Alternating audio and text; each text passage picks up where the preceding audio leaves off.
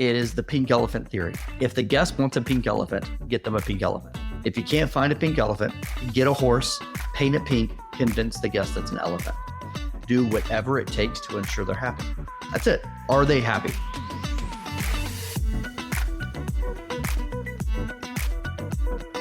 We are back. Chris Adams here with you with the Pink Elephant Podcast.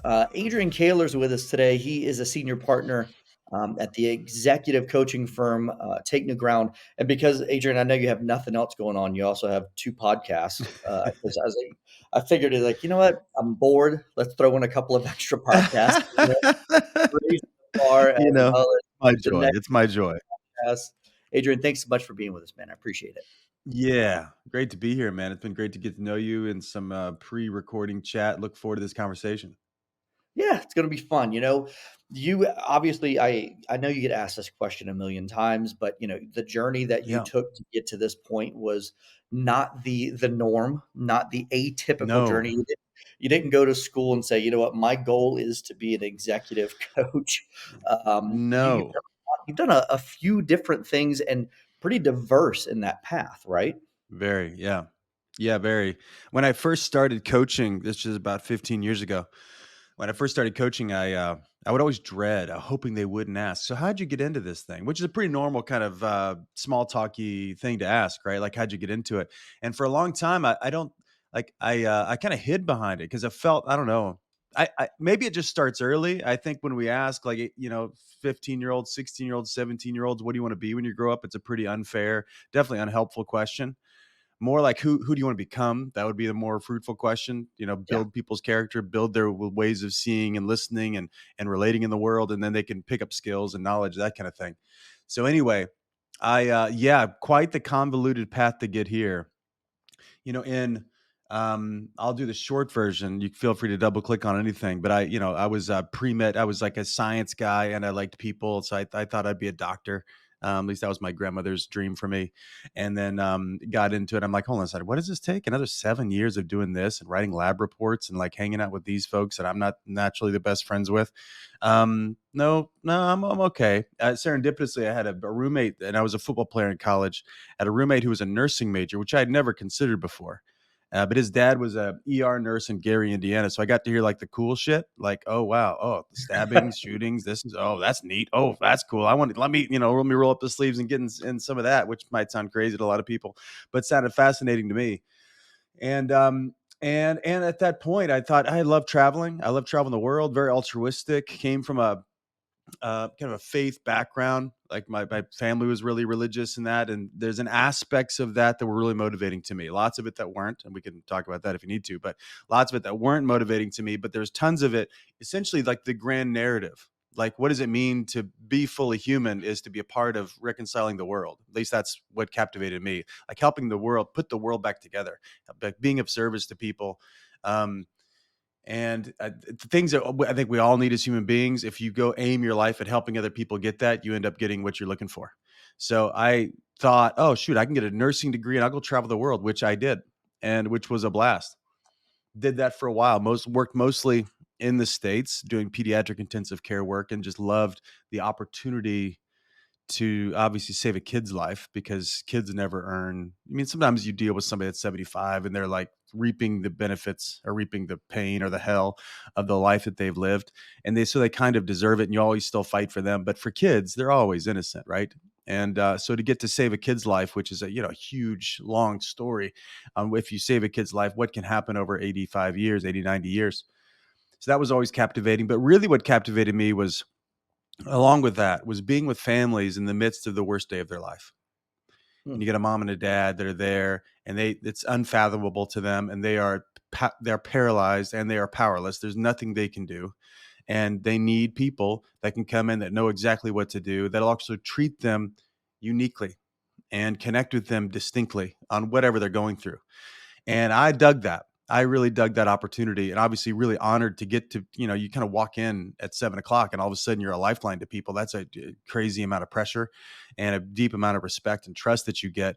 But man, the honor and to get to, like, I don't know, if you do on a good day, you valiantly stand and courageously move forward and pull people together and help people turn this worst day into a great story they'll live in for the rest of their lives. That was a captivating calling for me. And I loved it. Simultaneously, this faith conversation was brewing for me, and not most of any like religious stuff is not of interest to me. Religious people usually are not of interest to me for a handful of reasons. But yet I heard, I was with a team in India doing a health clinic, and I was a music guy back then. We were doing this stuff again in Southern India for a couple of weeks, and I heard somebody gave me a CD. Remember those? They gave me a CD of this guy named Erwin McManus, and he gave like a speech or a talk or whatever you want to call it, a sermon. And it was called "The Barbarian Way Out of Civilization," which was this kind of, I'd never heard anything like it before. That, I hope I don't go in too deep for the listeners here, but that Jesus didn't die to make a religion; he died to start a revolution. It was a love revolution to turn the world upside down. Anyway, captivating. This guy was captivating to me because he saw things distinctly. In a world of vanilla, he was not. He had a very unique view of it. And I thought, who is this guy? So I read all the books. Then I moved out to LA to go be an intern at Mosaic. I was 23 and it was a perfect time to go do it. Took a nursing job out here and I was a mobilizer. It was probably the best training, the best life and leadership training I'd ever been through, because we had a group of 3,000 people and they said, Adrian, why don't you figure out what to do? We need help. And once you figure out how to move people into the city to make a difference. And, so I was the guy they'd call, like when, so I'd mobilize, I don't know, about 2,000 people a year would go out and serve in the community. And I would just tell people, hey, you give me an hour of your week, I'll give you the best hour of your week. So because I know we're all, we all throw ourselves at things vocationally, but a lot of times, not everybody, but a lot of times what we're doing as a job is not that meaningful. And we can make it meaningful, and we ought to, because life's short. But we know that the human mind slows down when it's experiencing something new. We know that. That's why when you get older, time flies when you're getting older.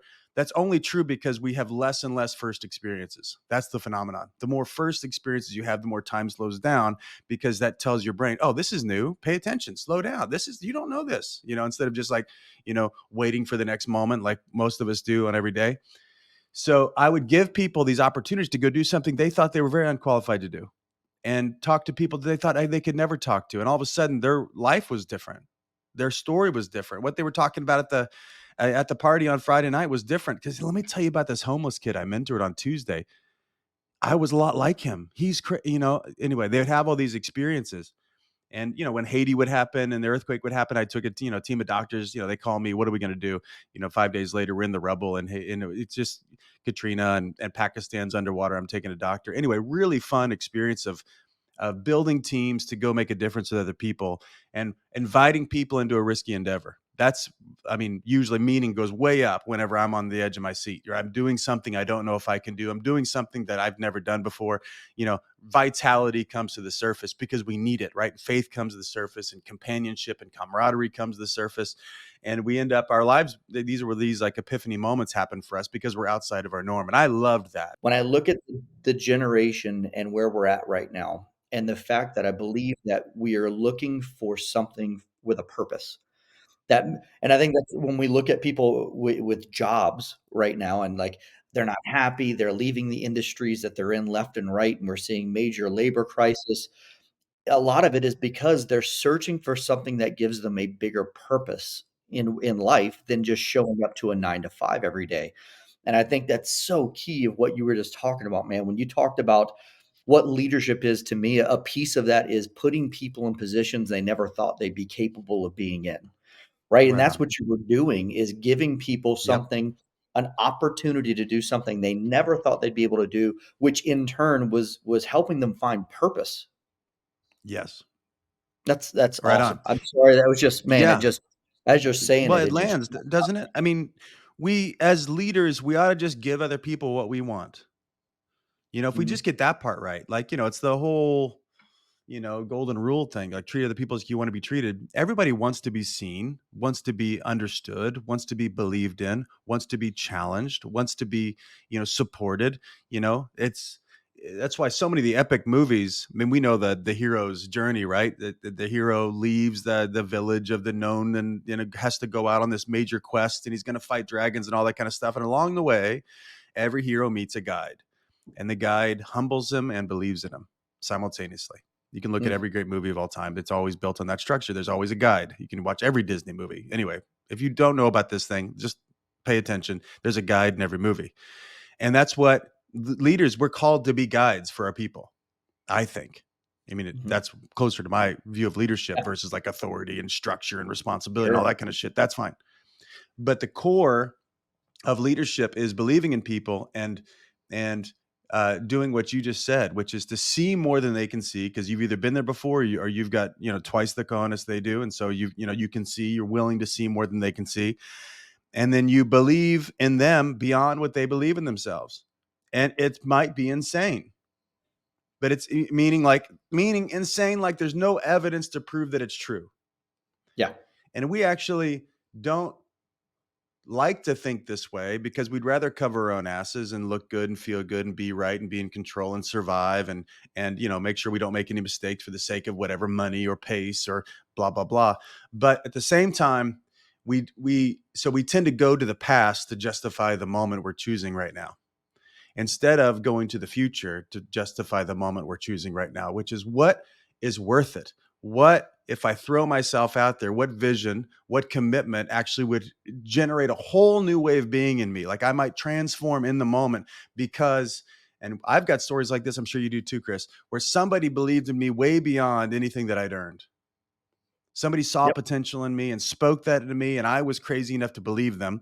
And after that, everything shifted, and we all want that, so as humans, so it's just good. It's For me, that's the thrill of leadership, is watching someone do what you said, do what they've never done before, become who they never thought they could become. And sometimes we have those moments where we can just never go back, like it's just, wow, this is Yeah. the new bar, this is how I'm living my life now. Yeah. There's nothing better for I me dig it, than man. seeing people win, than knowing that Yeah. I'm giving the opportunity for someone to be more than they thought they were capable of. Like that, to me, there's nothing more satisfying than seeing someone succeed, than pushing past what they believe their limits were.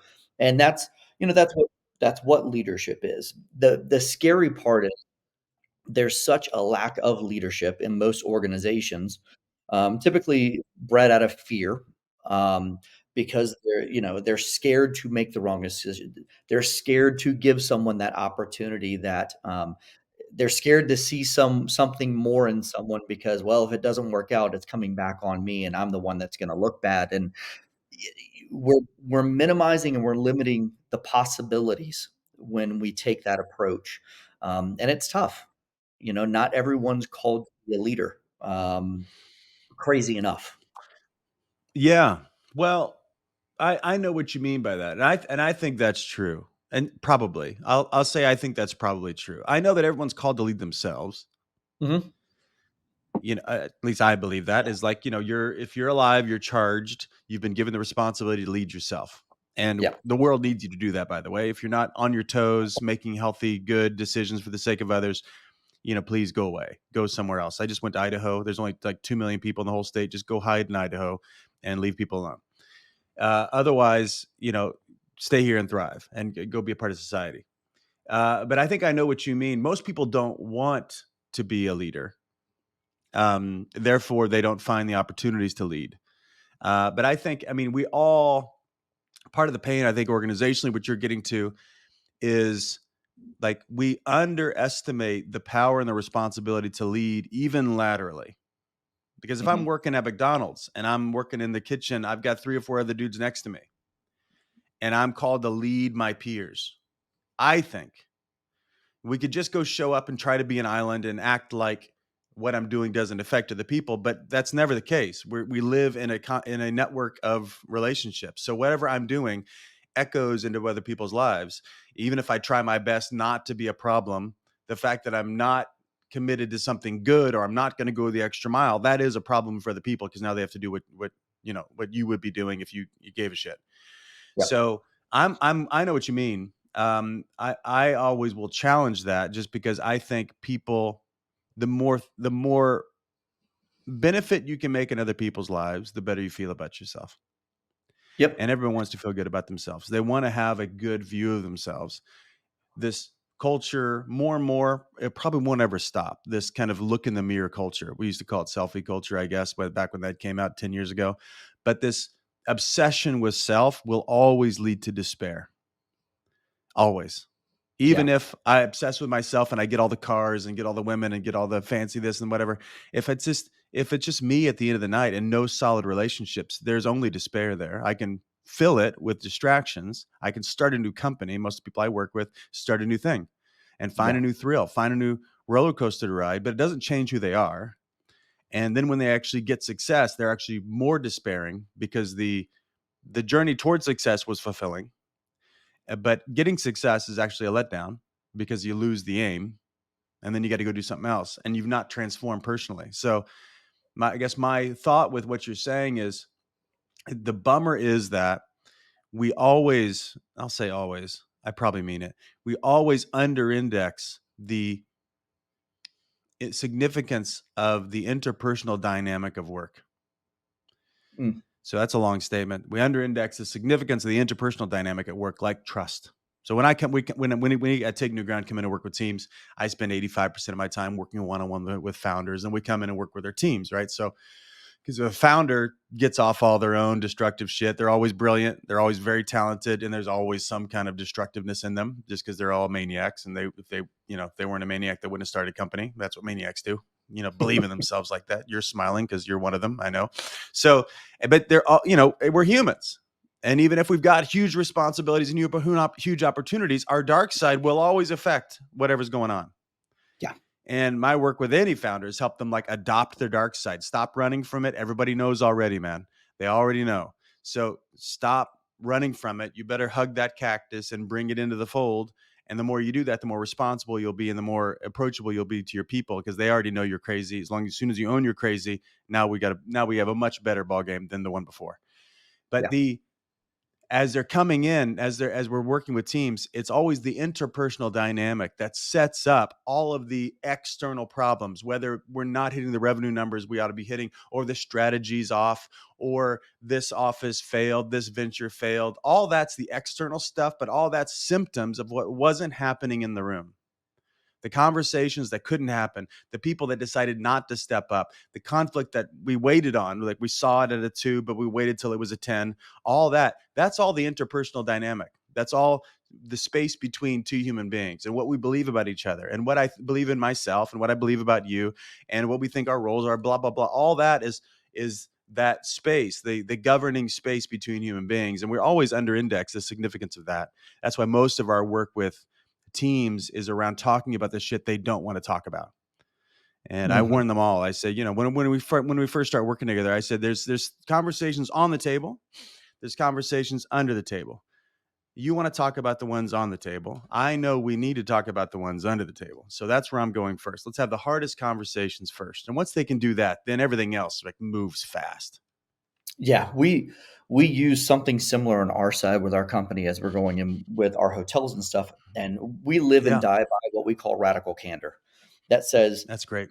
we have to be able to speak in truth and love at all times. And the Yep. only way that works, though, is by a word that I use constantly, and you said it: trust.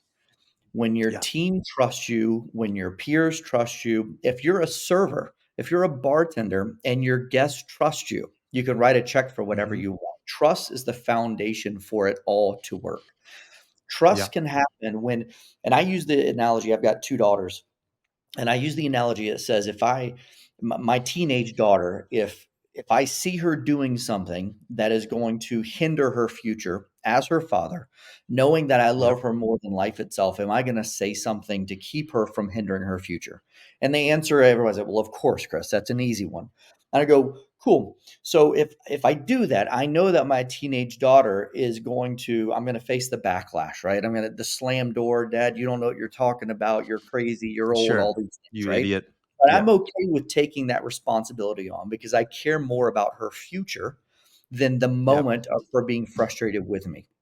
I say how that Right. relates to our organization is that the minute my team knows that I refuse to have tough conversations with them, I'm basically telling them, I don't care about your future. I don't love Right you on. enough to have those tough conversations. And when that Right on. happens, trust is broken and it is going to be extremely difficult for you to move your organization forward. So man, I love so much everything you're talking about. I'm with you, man. We call it in my work, we call it fierce advocacy. Hmm, At least I had to that's come good. up with a word. I had to come up with a word or a phrase, I guess, when I started training other coaches, because a lot of people want to Yeah, come work with us and blah, blah, blah. And we don't, it doesn't work out 95% of the time for a handful of reasons. Um, Mostly because they're unwilling to have this stance, this commitment as a fierce advocate, which is when I talk about it with potential clients, I'm always talking about this before we sign anything because I want them to know what they're getting into. I'm going to advocate for your future, so we're going to get really clear about what you want to, where you want to go. They always hit me with like I want to be a better this or all these kind of subjective things. But no, let's talk about some results. Where are you going to get to? What could you accomplish that would require the transformation that you say you want? That's usually the strategy is like, okay, let's put something out there that would require you to shift in how you are listening or how you are as a leader or blah, blah, blah, or anything that they want to deal with symptomatically. And I'm going to be as committed to that future and probably more committed to that future than they are because I'm not attached to their bullshit or their baggage or all their reasons why it can't happen and why Tom is a dick and blah, blah, blah. Like I'm not into all their reasons and all their excuses, very preset excuses for why it can't happen. I just believe they can. I think they're greater than any circumstance. But my business partner always says a man with a vision can never be held hostage by circumstance. that's great. And so I'm going to advocate for them and I'm going to do it in a fierce way, which is around the lines of the radical candor. Like I warn them, we're going to have a very unique relationship. I'm going to say things to you that no one else gets away with. And it's going to work because I'm committed to your future, to your point. I'm committed to Yeah. your future. So I can't not, I'm not going to be out of integrity here. If I sniff something and I can be wrong, but I'm going to say it and I'm going to put it up just to see if it's a resource for you. And it's usually, it's like I warn them, I'm going to believe in you so much, I'm probably not going to believe you. That's good. But Same idea. why do you think 'cause this is really, it centers around people's ability and willingness to change. Why is Yes. change so difficult for humans in general? Change is tough. Yeah. People, they resist, they fear, they hate change. Why is change so challenging in your opinion? Well, because we all have the same brain in our heads. So the human brain has been crafted over the millennia, and its number one priority is to survive. Period. Nobody gets a vote on that. That's gravity for the human brain. Survive. Like make sure Adrian makes it to tomorrow. So, it used to be saved with two tigers and all that shit. And then, whatever else might be threatening my life. We're not, don't live as in the US, at least a dangerous culture like that we did back then, millennia ago. So Mm, it's more ego death is the concern now, like looking good and feeling good and being right, being in control. These are the survival needs. They're always going to be there for us. That's number one priority of the brain. Nobody gets a vote on that. That is. We know that from the science. Number two is the brain wants to save energy so that it can survive later if it needs to, right? So that's why we delete and distort and generalize information. That's why our listening is quite truncated because the brain wants to be right about things. That's its number one purpose because the brain's aiming at solving for uncertainty. That's how we keep ourselves safe as we solve for uncertainty. One of the ways it does that is that it makes everything look like what it knows. So it will transform. I mean, we all know this in life. Like we're in a meeting together and we're talking about this project and there's a big conversation about it. And three people are in the meeting and three people walk out with three very different stories about what happened in the meeting. Why is that? Because our brains were listening for what we want and probably deleting information we didn't like or distorting it, shifting it or generalizing it, making it big picture and non-consequential because it's not very specific. So Why do we not like change? Because change does require us to leave the known territory. And That's while good. everybody can bitch about what's not happening in their life, but to create something new, we must venture. We must leave the known territory and go on a new map. We don't know what it's going to look like. And we know what it feels like. Like, it's very chic these days to talk about imposter syndrome, which is just simply this: like, I am deciding to do something and I don't know if I have what it takes to do it, or I don't know if I belong here. That's a good sign. If you have imposter syndrome, quote unquote, we always love to give diagnoses to things so we can hide behind them. I don't hide behind it. I'd say I'm an imposter. Let's get over it. Yes, I am. I'm signing up for things I don't know how I'm going to do. And it's a great game. Here I go. So if you're feeling imposter, that means a good sign that you're in the right place. If you're committed to transforming, if you're committed to staying safe and looking good and feeling good and being right and being in control, then don't take any risks, because you're setting yourself up for miserableness and you're going to blame somebody else for it. So Yeah. we don't like change because we are pursuing something we don't know, and it naturally generates tension. And in that tension, we will either fold or we will transform. Ironically, this sense of progress, like transformation, is actually what's most enticing to humans, like from a desire perspective. But Chris Voss, negotiation guy you're probably familiar with, he points out that of all the horsepower in the brain, 75% of it is focused on avoiding a negative, 25% is focused on pursuing paradise or pursuing the good things. So we'd rather avoid hell than go to heaven, metaphorically speaking. So even so, there's such a heavy weight on not failing, that the glory of pursuing success and who I become in the context of success is imbalanced. So it takes heroic people, a heroic moment for anybody really, to step up and to go after something new. And change is always uncomfortable, but if you've got a vision for the future, it's worth it. So I'll climb the mountain if I know what I want. What's on the other side of the summit is worth it. I will go through the pain of the summit for the sake of it, for the sake of what I want that's on the other side. Yeah, and that's why I think so many people struggle with being a entrepreneur. Right. How many phone calls I got during the pandemic of, "Hey, man, I'm launching this, and it's awesome. I love it." I would block my calendar for anybody that wanted 10 minutes of my time to answer any questions I could, and I would say 98% of them 6 months later, there was a new thing that popped up on LinkedIn of congratulations on the new job they accepted with X company. And, a lot of it's the fear of failure. Failing is, scared to death to fail, not realizing that failure is part of success. Being okay with failing, being okay with the humbling side of saying, yeah, I massively screwed that one up. But I learned. I Yeah. figured it out, and now I've pushed on to where I am supposed to be. Um, how the ability as a leader to give your teams permission to fail, right? To give them the say, "Hey, are you pushing in the right direction? Are we learning how to fail? Are we you hear fail forward, what does that really mean? But strategically saying, "I'm going to push my team, and as long as they're pushing the envelope in the right direction, if we step back a little bit and we learn and that helps us get 3 steps forward, that's great. It's okay Yeah. to make those mistakes and giving them permission to be in that space. That is a tough Right thing to on. do, especially when you have a small business because you realize every bad decision is leading you one step closer to bankruptcy, right? Hmm. So the failure is almost you feel is not an option because you're one paycheck away from not having money. Um, Yeah. but knowing that that's part of it. Being okay for me, I was okay with living in a car for a little bit.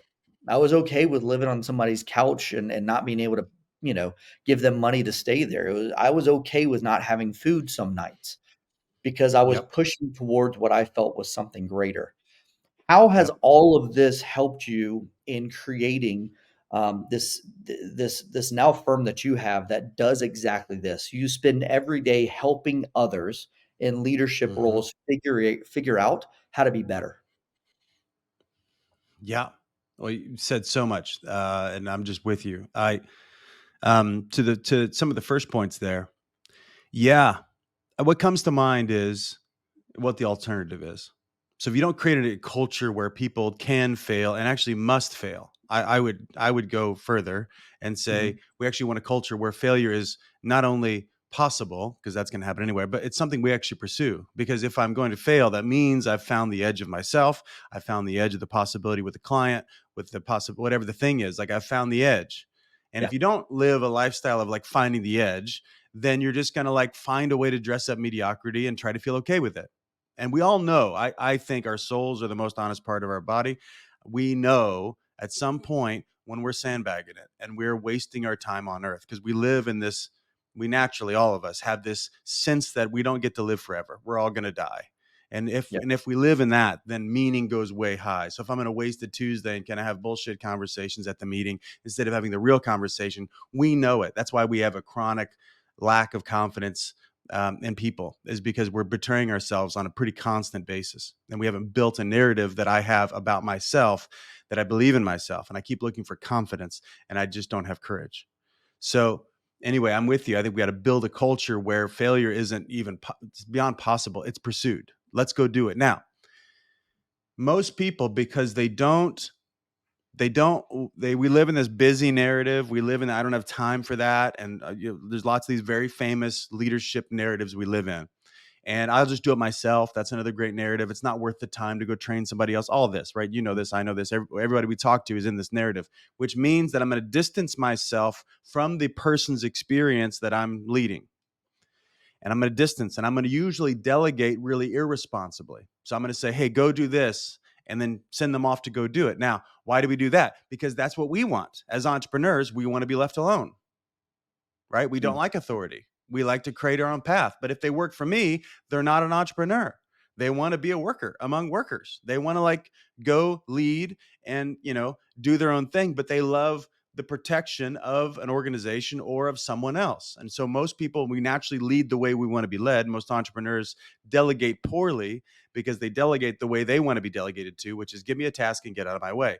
That's what sets it up for failure, is because I give them a task and I don't pay attention. And I call that trust. I don't think that's trust. I think that's naive trust. Well, it's a That's certain good. type of trust. It's naive. So authentic trust is, I'm going to trust you with this. Listen, you might fail. And if you do it well, you're probably going to fail. At some point, you're going to fail along the way. I know that's going to happen. Cool. So I'm going to stay close to you as a way to support you. I'm not micromanaging, but we'll do a process that I call micro accounting. I want to know what's going on a pretty regular basis because I trust you and because I know where you're at and because I'm here to support the development you're in right now. I'm going to stay close. Now, if you don't want me to stay close, you probably shouldn't work for me, period. Because if you don't want somebody looking into the process, that means you're defensive. That means you're dogmatic. That means you're way insecure. And you got to work on those things. But I'm going to Mm. be really close to you. If you call it micromanaging, you're not catching my motive. My motive is to be close so that if you make a misstep, and you probably will because you're new at this, I'm going to be here to make sure it doesn't ruin the deal, doesn't ruin the client relationship, doesn't ruin our relationship. I'm going to be close. That's how we're going to do this. And that's the way to delegate responsibly and pay Right. attention and listen and get connected to people's meta conversations. Because if there's risk out there, external risk, like when you're dealing with other people and that kind of thing, there's also deep internal risk. So if someone's not showing up at their full potential on a regular basis, it will fail. And they're probably going to explain the failure based on externalities instead of owning how they are being or how they're showing up in the process. So as a leader, you need to listen much more intent than you'd prefer to, because you tell yourself you're really busy and I'm not a psychologist and blah, blah, blah. And I'm not their therapist, blah, all those narratives about it. But if you're leading, your job is to craft their belief system, in my view, instead That's of great. managing their behavior. If you craft their belief system, the good behavior will come out. People usually want to control people's behavior or manage people's behavior instead of getting to the source document, which is what they're thinking. And behind what they're thinking is what they're believing about themselves, you, the world, the client, the work, all that kind of stuff. So you got to get into the source code, if you will. And so if you do that, then things can work. Now, I love, to your point, I love doing this. This is why I get up in the morning. It's a deep honor. Everybody I work with is brilliant.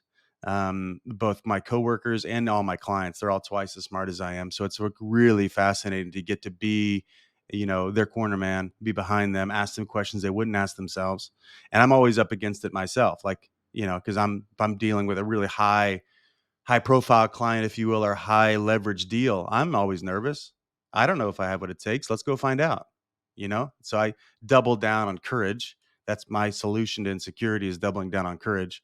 And let's go find out. So I love this work, and it's such an honor because people have breakthroughs every single day. And I mean, they hire me to get some kind of business results typically, but their whole lives get transformed because they transform. And so wherever they are, it shifts because they've made what might seem like a small shift, but actually becomes huge, a huge ripple effect in their entire life. So I love it. I don't picture myself doing anything else. For anybody that's listening right now, I will probably go back and rewatch this podcast, not because it's mine, um, but because so many things that you have said, and the way you're explaining it, the way you're breaking it down, it makes so much sense. And for anybody that's listening right now, I don't care what your title is, what your position is. There's so many nuggets there that will help you in your day to day. I highly encourage you to go back and listen to it multiple times just to simply retain and take in what you were just talking about. I mean, it's really good Mhm. stuff. So, Thanks, how Chris. much has you talked about the kind of growing up in a home that was religious. Yep. You stepped away from the religion side of it, but still the faith base of what it was still had meaning for you. And then Right. you were part of Mosaic. How much has growing up in that environment, being on stage at church, has that translated into what you do now? Oh, it has deep impact.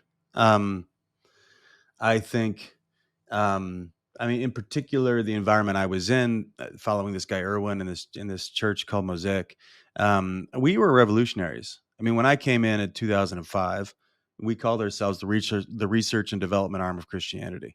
In the sense that we were doing shit that is now whatever, it's now vogue, and all the things that happen now. But we were on the cutting edge. Like, we were meeting in nightclubs, and we were decentralized and very flat organization, and we really had a visionary culture, meaning there's not like one vision and everybody finds their spot in it. It's actually, no, no, no. When you get involved, the whole thing changes. So we believed that, and that was true. And I gave power to the people. And, we didn't have like members of the church because it wasn't about privilege. It was everybody's volunteer staff. They're here to contribute. So some of those themes are really in my bones, right? And believing in people is in my bones, and getting to the truth is in my bones. Like, I don't know if I did it as well back then when I was a pastor guy. I mean, after I left working at Mosaic, I actually ran a foundation, so we gave money away, and we did work ourselves. We did it in the prison system, so we would run. I met this guy named Dan Tacchini, who's now my business partner. He was a management consultant, and also on the side did gang intervention work. So pretty cool. I hired this guy. We went into prison. We ran like leadership trainings, 3-day leadership trainings in prison with murderers. Wow. So that was fascinating. So my first coaching clients were murderers in prison. They were all lifers. And we did the training with them. Then we trained them how to train. My point with this being is that I have seen and heard the worst stories. I have done heinous things in my own life. I have lied and deceived and cheated and stolen and all that stuff. I've done it all, right? So it's not like somebody else. Um, what I know is, I mean, there's an old rabbinic saying, I think Jesus, the truth will set us free. That's true. Like, that's gravity. Like, the truth sets us free. You can't really get freedom. You will not get freedom while you're hiding. And so it's good to turn the lights on around things. Now, if you can do that in a way that's non-judgmental of yourself, instead of settling for like a shame-based conversation, and if you can do it in a way that doesn't judge other people, like in a judgment, guilt, shame-based conversation with someone else, then you become a revolutionary leader, because there's no place in their life that people that are I don't use the word safe, that where the environment holds the space for people to be really honest about their criminal uh, possibilities inside. I know we say everybody's criminal. Some of us are just more arrestable than others. So we've all got our dark sides. And anyway, part of the pastoralness of it, I wasn't ever a fire and brimstone guy. I was like, hey, let's get the truth on the table just so we can move on. Yeah. Because otherwise, you'll just spend the rest of your life running from your darkest day or your worst decision or your worst addiction or you'll build a whole life trying to make sure that that thing doesn't get in the light. But you can just turn the lights on and just own it and without the shame and move on. And that's where people get freedom. Is like, wow, I'm not as bad as I think I am. I'm not, you could tell the truth and people don't run away. Now, not every culture is like that.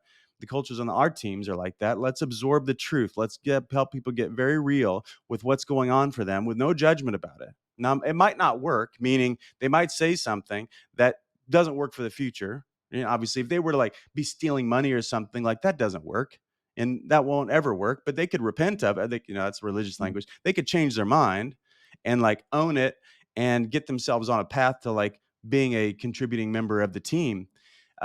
So, but it's like, it's an interesting question. I don't know if anybody's asked me that before. This relentless pursuit of the truth, the relentless pursuit of possibilities. I still am a God guy, and I think we're all crafted in this beautiful image of creativity and of commitment and of dedication and sacrifice for the sake of the whole, which is I think the monster, narrative from Jesus's life. He's like the ultimate hero story. And we can all be inspired by that. So I'm always betting on the underdog, which You is know, really fun. it's it's funny you saying all this, and I will talk about I could speak about me personally, and I will tell you Yep. that growing up, I grew up. Anybody that knows me know I grew up in a very religious household, Yep. and had to figure out my way. Very much like you, still very much believe in a faith. I Yep. I can tell you professionally and personally, my professional career really, really took off when I got real with myself personally. Right? I, Yes. I grew up. I can tell you my entire life. I had convinced myself. I've always been a. I cared about others. I really wanted to Yep. see people win. I've always wanted that. Okay. And Yep. I believed I was a good person. I had the best of Yep. intention. It wasn't until Yep. my now significant other forced my hand for me to get really real about myself and have some real Hmm. conversations about let's deal with some stuff that you haven't dealt with. Um, until I dealt with that stuff, my professional career, yeah, I found success of what people might call success. It Sure. was very limited. It was very limited. Yep. My brands, the company blew up when I was able to deal with me personally to become the person I'm Yes. supposed to be, not who I believed I was. And I Right. cannot speak more, I will be as transparent as I could possibly be about that with people because I believe until we can get right with ourselves personally, we will never find true success professionally. And that helps you True. with that purpose piece we talked about in the very beginning of now I've really figured out what I'm supposed to be doing. I'm not just out selling copy machines now. I really understand what my purpose is in life. And that was Right because on. I had someone that was willing to, to have radical candor in my life that Right forced on. my hand to figure out who I am personally to become who I'm supposed to be professionally. Right on. Yeah, Yeah. that's why for us, 95% of our work is in house with companies, and Mhm. then but 3 or 4 times a year, it's growing now, but it's been 3 or 4 times a year. We put together what we call a public training that anybody can come to, and we've been doing this. Dan's been doing this for 40 years. I've been at it for 12, um, and it's called the Revenant, which is to come back. And it's a personal leadership accelerant. There's like 40 people in the room. It's a deep dive 4-day experience, very experiential. Mhm. You're not sitting there and listening because information transforms no one. Yeah. So you're not listening to what I think about what you should do. And here's my formula that you'll never do anyway. We don't do that. It's very, you're up out of your seats. You're engaging with others. You're reflecting on things you'd rather not reflect on. But it's a tilling of the soil. And to your point, is because if whatever we're unwilling to explore personally will become our boundaries in the world. Yeah. And if there's certain things I can't deal with or I've just decided I won't deal with, or just things that I'll just carry around, that's fine.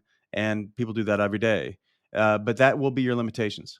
and you'll blame other people for it. But we end up working it out there in the world. But it's the internal conversations that we're blind to, right? So our process is one of deep discovery. It's not therapy, because we're not here just to think, oh, what happened when you were 5 and why is that affecting you today? It's not Freudian in that way. It's not etiological, would be that the official term for it. It's teleological, which is Adler's definition of it, which is future based. Like who am I committed to being? What impact am I committed to having in the world? It's that question of like, when I'm 95 and on my deathbed, what will I think about? What will I be proud of? What will I not be proud of? And the regrets are always interpersonal. We know Yeah. that from all the research. It's never like I didn't have enough cars and all that kind of bullshit. No, this is all just distractions. Did I make a difference with other people? Am I, or as David White would say, legacy is crafting your absence, which I love that idea. Like, when I'm gone, here's the spirit of Adrian that will be here. And it will, like when you like the feedback that started this podcast for you, somebody said, you said this one thing and it changed my life forever. That won't ever be undone. That's legacy in that guy's life. And I've got lots of stories from mentors that have said certain things.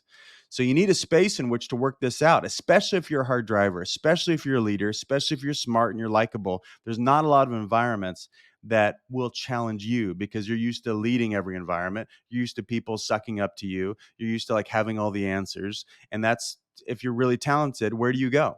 That's why it's quote unquote lonely at the top, but it's only lonely because we've stopped looking. And we have a space called the Revenant Process. There's one coming up at the end of October. I don't know when this is dropping, but in Hawaii, 4 days. We'll do another one in Boise in February, I believe, is going to be the date. But if you're looking for a space to kick off, any listeners, to kick off a new chapter of your life, come. I promise you, we'll flip the page. Man, that's a perfect segue of one. I can't thank you enough for being here. This has been Oh, man. enlightening. I'm going to go rewatch it We're going to myself. be friends, Chris. We're going to So be friends, man. I like I have you. I no love doubt. what you're up to, man. So if people want to learn more about you, your brand, what your company's doing, if they say, "Hey, I what you just talked about with the Revenant, that is something I need to be a part of." How can they find Yep. you? How can they get in touch with you to make sure that they're grabbing hold of this information? Yeah. So you can always come directly to me, and I'll make sure anybody that's got any interest in anything, I'll make sure you get connected to the right people, the right conversation. I'll make time for you. And you can find me on Instagram, send me a message. Adrian.k is my handle there, or just Adrian at takenewground.com if you want to email me. And I'd love to connect with anybody. If you want kind of the objective things, we've got a handful of websites out there. Takenewground.com is the hub. If you want to learn about the Revenant process, we are revenant.com.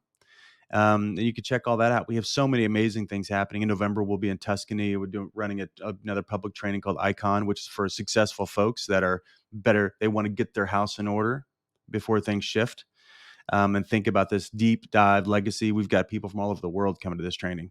I mean, the largest developer in Kenya will be there and his cohorts, and he wants to, get connected to, more of the European market. Anyway, but when we interview, because we select these people to come, they have to apply. Mhm. His concerns aren't professional. His concerns are personal. Like, who am I becoming? Like, how do I keep my saw sharp? How do I actually wake up in the morning excited to live? Like, these are what we're all haunted by. And we can either, try to get the next thing to distract us, or do what you did. Thanks to your significant other, she looked you in the eye and said, hey, it's time for you to transform.